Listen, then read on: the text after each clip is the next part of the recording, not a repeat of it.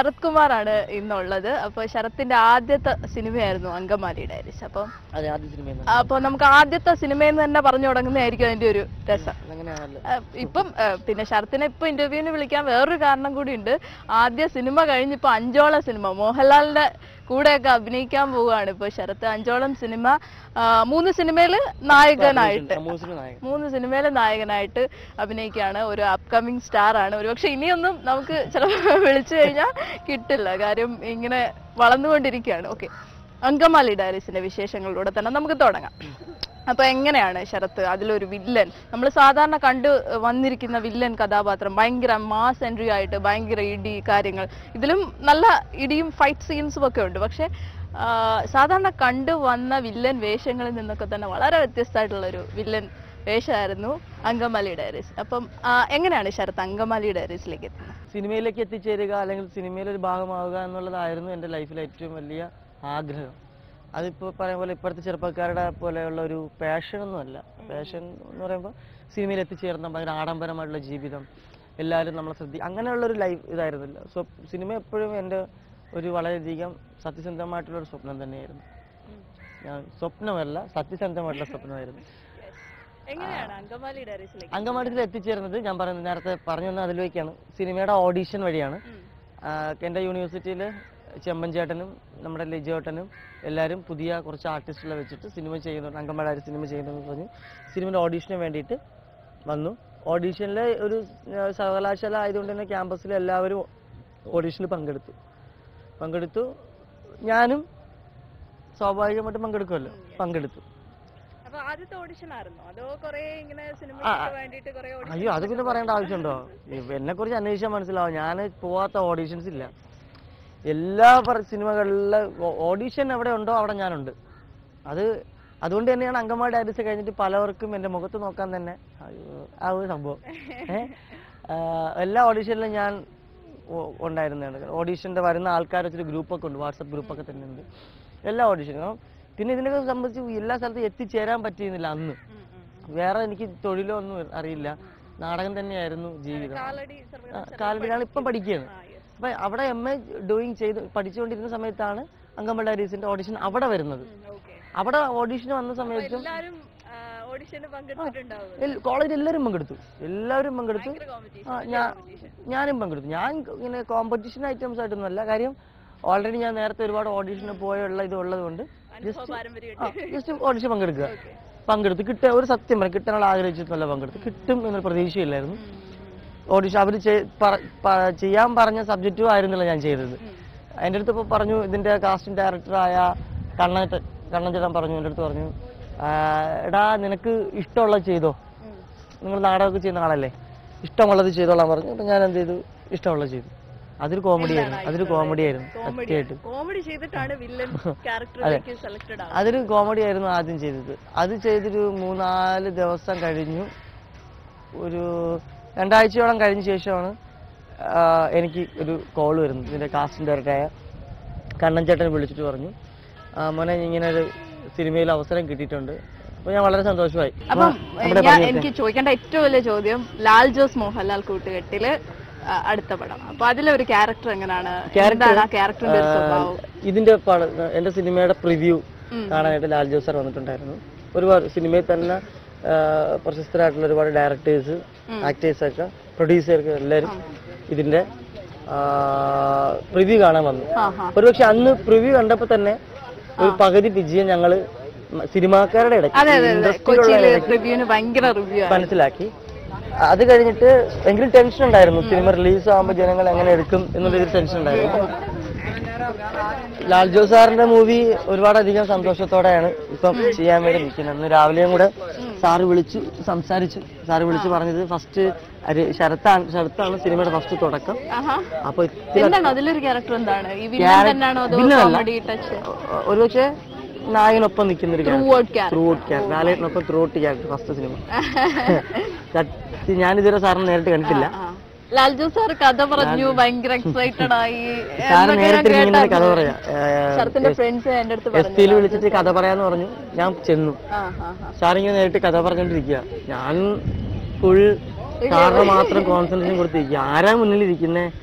നമ്മളൊക്കെ സ്വപ്നം കാണുന്ന ലാൽ ജോസ് സാറാ മുന്നിൽ കഥ പറയുന്നേ, അതും എന്നോട്. സാറ് കഥ മുഴുവൻ പറഞ്ഞു കഴിഞ്ഞ് ചോദിച്ചു, ശരത്ത് ഓക്കെ അല്ലേ? ഞാനെന്താ പറയണ്ടേ, എനിക്ക് എന്റെ സാർ ഓക്കെയാണ്, എന്നാ ഷൂട്ട് തുടങ്ങണം ഇത്രേ പറഞ്ഞോളൂ. പക്ഷെ ആ സമയത്ത് ഞാൻ പറഞ്ഞ ഈ സിനിമയുടെ ഷൂട്ട് നടന്നുകൊണ്ടിരിക്കും. പോക്കരി സേമനും പൈപ്പിഞ്ചുള്ള പ്രണയം അതൊക്കെ റണ്ണിങ് ആയിക്കൊണ്ടിരിക്കുന്ന സമയത്താണ് ഇങ്ങനത്തെ ഒരു വലിയൊരു പ്രോജക്റ്റ് എനിക്ക് വരുന്നത്. ഒന്നും നോക്കണ്ട, 15-ാം തീയതി ഷൂട്ട് തുടങ്ങും. ഇപ്പൊ അതിന്റെ ഒരു 15-ാം തീയതിയാണ് ഷൂട്ട് തുടങ്ങുന്നത് അല്ലേ? പിന്നെ ഒരു ദിവസം തന്നെ 2 സിനിമയുടെ പൂജ കഴിഞ്ഞു. കഴിഞ്ഞ ദിവസങ്ങളിലായിട്ട് പൈപ്പിഞ്ചുള്ള പ്രണയം, ഡോമിൻ ചേട്ടൻ ഡയറക്ട് ചെയ്യുന്ന പൈപ്പിഞ്ചുള്ള പ്രണയം, നീരജ് നായകൻ, ഞാൻ വില്ലനായി വരുന്ന പടം. അന്ന് തന്നെയാണ് ഞാൻ നായകനാകുന്ന അമല എന്ന് പറയുന്ന സിനിമയുടെ അനാർക്കലിയുടെ ഷൂട്ട് തുടങ്ങുന്നത്. ഈ രണ്ടും ഇപ്പം റണ്ണിങ് ആണ്, ഒരേ സമയത്ത് ഷൂട്ട് നടന്നുകൊണ്ടിരിക്കുകയാണ്. ഞാൻ ജനിച്ചു വളർന്നത്, എനിക്ക് ഏകദേശം ഒരു നടക്കാൻ തുടങ്ങിയ കാലം മുതൽ ഞാൻ നിൽക്കുന്ന ഒരു ഫ്ലോറാണ് നാടകം. നാടകത്തിൽ ലൈറ്റ് കിട്ടി, നാടകത്തിൽ കർട്ടൻ കിട്ടി, നാടകത്തിൽ സ്റ്റേജുകാരുടെ കൂടെ, നാടക പ്രവർത്തകരുടെ കൂടെയും നടന്നും അവരുടെ തമാശകളും അവരുടെ രീതികളും അവരുടെ ആറ്റിറ്റ്യൂഡും കണ്ടുകൾ തന്നെയാണ് ഞാൻ വളർന്നത്. അതുകൊണ്ടാണ് എൻ്റെ ജീവിതത്തിൽ ഒരു നാടകം എന്നുള്ളൊരു കല കയറിയത്. അത് കഴിഞ്ഞിട്ട് ഞാൻ ഇപ്പം സിനിമയിലേക്ക് എത്തുന്ന സമയത്ത് എനിക്ക് പല ആൾക്കാരും പല ചർച്ചാ വിഷയങ്ങളും ആയിട്ടുള്ളതാണ്. നാടകത്തിൽ അഭിനയം വേറെ, സിനിമയിൽ അഭിനയം വേറെ, സിനിമയിൽ നാടകത്തിന്റെ അഭിനയം വേണ്ട എന്ന്. ഞാൻ പറയുന്നത് എന്റെ പ്രൊഫഷണൽ അഭിനയമാണ്. ഇത് നാടകത്തിലായാലും സിനിമയിലായാലും ഞാൻ അഭിനയിക്കുക എന്നുള്ളതാണ്. സിനിമയിൽ സ്വാഭാവിക അഭിനയം മതി. എന്നാൽ ഒരു സ്വാഭാവിക അഭിനയം എന്ന് പറയുന്നത് വളരെ നിസ്സാരപ്പെട്ട കാര്യമല്ല. ഒരിക്കലും നമുക്ക് സ്വാഭാവികമായിട്ട് അഭിനയിക്കാൻ പറ്റില്ല. എനിക്ക് അങ്ങനെ വലുതായിട്ട് എനിക്ക് ഭയങ്കരമായിട്ട് തോന്നിയിട്ടൊന്നുമില്ല നാടകം വേറെ സിനിമ വേറെ എന്ന് തോന്നില്ല. പക്ഷെ എന്തുകൊണ്ടും നാടകം ഞാൻ അതിപ്പോ പറയാനായിട്ട് ഇരിക്കുകയായിരുന്നു. ഞാൻ പറയാതെ വെയിറ്റ് പറയാം. ഞാൻ പറഞ്ഞത് നാടകം വളരെയധികം ദൂരെയാണ്, സിനിമ നാടകവും സിനിമയും തന്നെ വളരെയധികം ഡിസ്റ്റൻസ് ഉണ്ട്. അങ്ങനെയാണ്. സിനിമയിൽ അഭിനയിക്കുക എന്ന് കരുതി നാടകം അഭിനയിച്ചൂടാന്നൊന്നുമില്ല. ഞാൻ നാടക സംവിധാനങ്ങൾ ചെയ്യുന്ന ഒരാളാണ്. 2 നാടകം ഡയറക്ട് ചെയ്തു. ഒന്ന് ഒരു ഫ്രൈഡേ എന്നൊരു നാടകം, പിന്നെ വേറെ 2 നാടകം. ഇനി ഞാൻ ചെയ്യാനിരിക്കുന്ന നാടകം ഞാൻ തന്നെ സ്വന്തമായിട്ട് സ്ക്രിപ്റ്റ് എഴുതി ചെയ്യുന്ന നാടകം. അത് ക്യാമ്പസിൽ ചെയ്യാനായിട്ടായിരുന്നു ആദ്യം കരുതിയത്. ഇപ്പം എന്റെ തീരുമാനം ലാലേട്ട് പടവ് കഴിഞ്ഞു അത്യാവശ്യം ഇതായ ശേഷം ഈ നാടകം ഞാൻ സിനിമ ഇൻഡസ്ട്രിയിലുള്ള ആളെ തന്നെ വെച്ചിട്ട് അത്യാവശ്യം വലിയ രീതിക്ക് ഒരു ബിഗ് ബഡ്ജറ്റ് നാടകം എന്നൊക്കെ പറയുന്ന രീതിക്ക് നാടകം എല്ലാ ആൾക്കാരെയും വിളിച്ചു കൂട്ടി, ഈ സിനിമ ഇൻട്രസ്റ്റ് ഉള്ള ആൾക്കാരെയും ഡയറക്ടേഴ്സിനെ വിളിച്ചു കൂട്ടി ഞാൻ ഡയറക്ട് ചെയ്യുന്ന എന്റെ അടുത്ത നാടകം എന്ന രീതിക്ക് ഒരു നാടകം ഞാൻ ഡയറക്ഷൻ ആൻഡ് പ്രൊഡ്യൂസിങ് ചെയ്യും. ഇപ്പൊ നാടകം പ്രൊഡ്യൂസ് ചെയ്യാൻ ഒരുപാട് ആൾക്കാരെ വന്നിട്ടുണ്ട്. ഞാൻ ഒരാളോട് ജസ്റ്റ് ഇങ്ങനെ എന്റെ മനസ്സിൽ ഇങ്ങനെ ഒരു പ്ലേയെ കുറിച്ചൊരു കൺസെപ്റ്റ് ഉണ്ട്, നമുക്കത് ചെയ്യാമെന്ന് പറഞ്ഞപ്പോൾ തന്നെ അവർ ലക്ഷ്യങ്ങൾ തരാൻ തയ്യാറാണ്. എന്റെ സമയമില്ല എന്ന് മാത്രമേ ഉള്ളൂ. എനിക്ക് സമയം നാടകം ചെയ്യുന്ന സമയത്ത് ഞാൻ ഒരിക്കലും സിനിമ ചെയ്യില്ല. അപ്പം ഒരു 2-3 മാസം വളരെയധികം ഗ്യാപ്പ് കൊടുത്തിട്ട്, സിനിമയുടെ ഗ്യാപ്പൊക്കെ കൊടുത്ത് നിർത്തിയിട്ട് ഈ 3-4 മാസം നാടകം മാത്രം കോൺസെൻട്രേറ്റ് ചെയ്ത് ഒരു നാടകം ചെയ്യുന്നു. ഏതായാലും നാടകത്തിൽ നിന്നും സിനിമയിലേക്ക് വന്നിട്ട് നാടകം ഒന്നും വിട്ട് കളയുന്നില്ല എന്നുള്ളത് വലിയ ഒരു നല്ല തീരുമാനം തന്നെയാണ്. ഇപ്പൊ നമുക്കറിയാം രാജേഷ് ശർമ്മയൊക്കെ ഏകാന്തമൊക്കെ അവരൊക്കെ തന്നെയും സിനിമയിൽ വളരെ സജീവമായിട്ടുള്ള അതെ അവാർഡ് ദേശീയ അവാർഡ് ഇതൊക്കെ എന്റെ സൂപ്പർ സീനിയേഴ്സ് ആണ് എന്റെ കോളേജില്. നാടകക്കാരല്ലേ.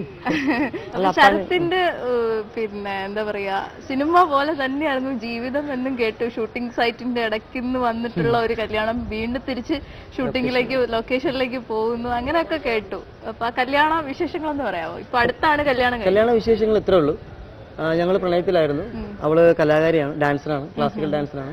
അതിൽ പ്രണയം എന്ന് പറയാൻ പറ്റില്ല ഒരിക്കലും. ഞാനെന്ന നടൻ അല്ലെങ്കിൽ ഞാനെന്ന കലാകാരനെ ഒരുപാടധികം മനസ്സിലാക്കിയ ഒരു പെൺകുട്ടി, പരസ്പരം അങ്ങോട്ടും ഇങ്ങോട്ടും പല പ്രശ്നങ്ങൾ ഷെയർ ചെയ്യാൻ പറ്റിയിരുന്ന പെൺകുട്ടി. അപ്പോൾ എനിക്ക് നല്ല കാലം വന്നപ്പോൾ ഞാൻ കരുതി എന്തായാലും ഇത്രയും കൊല്ലം കൂടെ ഉണ്ടായിരുന്നു, എനിക്കൊരു നല്ല കാലം വന്നപ്പോൾ ഞാൻ സപ്പോർട്ട് ചെയ്തു. വരാൻ പറഞ്ഞു, കൂടെ വരാൻ വിളിച്ചു, വരാൻ തയ്യാറായി വന്നു. പെട്ടെന്ന് ഒരു ഉച്ചയ്ക്ക് 1 മണിയായപ്പം നമ്മൾ തീരുമാനിച്ചു വിവാഹം ചെയ്യാൻ തീരുമാനിച്ചു. രാവിലെ 7 മണിക്ക് കല്യാണം കഴിഞ്ഞു. കല്യാണം കഴിഞ്ഞിട്ട് ഇത്ര മാത്രമേ പറഞ്ഞുള്ളൂ, ലക്ഷ്മി ഒരിക്കലും നമ്മളൊരിക്കലും കാണാൻ പറ്റിയെന്ന് വരില്ല. ചിലപ്പോൾ നമുക്ക് ഒരുമിച്ച് മറ്റുള്ളവർ ലൈഫ് സെറ്റിൽ ചെയ്യും പോലെ നമുക്ക് അങ്ങനെയൊന്നും ജീവിക്കാൻ പറ്റിയെന്ന് വരില്ല. അപ്പൊ നീ എന്ത് ചെയ്യാ? പുള്ളി പറഞ്ഞു, ചേട്ടാ സമയം 7:30 ആയി, ലൊക്കേഷൻ എത്തണം, പൊയ്ക്കോളാൻ പറഞ്ഞു. നേരെ തുണി പാക്ക് ചെയ്ത് ലൊക്കേഷനിൽ പോയി. ലൊക്കേഷനിൽ വന്നു. പിന്നെ അവിടെ ആയിരുന്നു സന്തോഷങ്ങൾ. ഷൂട്ട് കഴിഞ്ഞ് കല്യാണം കഴിഞ്ഞ് നേരെ ലൊക്കേഷൻ വന്നു. പിന്നെ കാണുന്ന ഇടയ്ക്കാണ് കാണുന്നത്. പിന്നെ ഈ കിടന്ന് ഇടയ്ക്ക. വേറെ ഒരു പ്രോബ്ലം ഇല്ല. എനിക്ക് പറ്റിയ ഭാര്യ തന്നെയാണ്. ഞാൻ പല ആൾക്കാരും പറയും ഇത്ര പെട്ടെന്ന് വേണമെന്നൊക്കെ ചോദിച്ചു. ഞാൻ പറയട്ടെ, നമ്മൾ ഒരുപാട് സിനിമയൊക്കെ അഭിനയിച്ച് വലിയൊരാളായിട്ട് കല്യാണം കഴിക്കുമ്പോൾ ഞാനൊരു സിനിമാ നടനായിട്ടാണ് കല്യാണം കഴിക്കുന്നത്.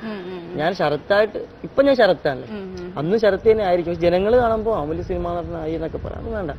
സാധാരണക്കാരനായിട്ട് നിൽക്കുമ്പോഴാണ് ഞാൻ സാധാരണക്കാരനായിട്ട് നിന്നപ്പോഴാണല്ലോ രശ്മി പ്രണയിച്ചത്. 5 സിനിമ, ആദ്യത്തെ സിനിമ കഴിഞ്ഞ് 5 സിനിമ എന്ന് പറഞ്ഞിട്ട് ഞാൻ ചുരുക്കുന്നില്ല. തമിഴിലൊക്കെ ഒരുപാട് ഓഫർ ഉണ്ട്. മോഹൻലാൽ ലാൽ ജോസ് ചിത്രത്തില് അഭിനയിക്കാൻ പോവാണ്. പോരാത്തതിന് 3 സിനിമയിലെ നായകനാവുകയാണ്. ഏതായാലും എല്ലാവിധ ആശംസകളും. സ്വന്തം സിനിമയ്ക്കും ആശംസ. എന്നാലും ത്രെഡ് അത് ഡെവലപ്പ് ചെയ്യുന്നു എന്ന് കേൾക്കുന്നത് തന്നെ. പിന്നെ നാടകത്തെ കൈവിട്ടിട്ടില്ല. അപ്പോ എല്ലാം കൊണ്ടും തന്നെ ഒരു കംപ്ലീറ്റ് ആക്ടർ. ഏതായാലും ആശംസകൾ. നമ്മളോട് ഇത്ര നേരം വിശേഷങ്ങൾ പങ്കുവച്ചതിന് നന്ദി.